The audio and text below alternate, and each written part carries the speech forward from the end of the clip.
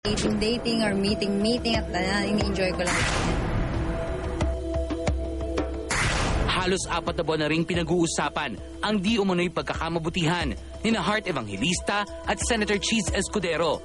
Until now though, wala pa ring katiyakan kung seryoso na ba sa isa't isa ang dalawa.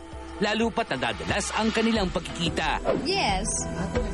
We meet about a lot of things. I'm confused kung yun na ba yung tawag nila ngayon. Dating ba yan o meeting or going out. I'm confused but it's just like that for now. I'm not really in a rush. Tuwiran din sinagot ng dalaga ang tanong kung nahulog na ba ang loob niya sa bachelor lawmaker from Sorsogon. Bilis naman. I'm just enjoying my being single and not being married or ini-enjoy ko trabaho, yung dating or meeting at ini-enjoy ko lang lahat yan. Ask me after 6 months and then I'll give you it. Hindi ko pa alam, I don't like to plan things. I'm just happy period with everything that I'm doing now. I have so much time for myself. Dami kong mga ginagawa na meetings ganyan about my career. So I'm really excited kasi minsan pag may love, lalo na ako, parang lagi na lang nasa TV, yun at yun. So now it's really time to focus on me. Isa sa mga nais pagtuunan ng pansin ni Heart ang ikatlong yugto ng primetime soap na Luna Blanca.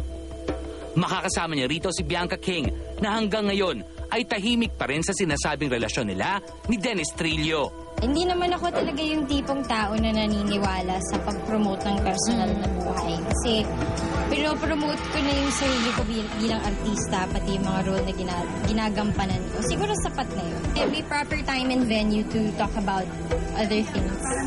Ang ikatlong yugto ng Luna Blanca ay mapapanood simula Lunes, September 10. Natuwa lang talaga. With every great challenge comes an equally rewarding result sana. Basta gusto ka lang magampanan ng tama yung role at ulit mapamahal yung mga tao dun sa character. I'm so happy because, Bianca's a really smart girl and also she's a director.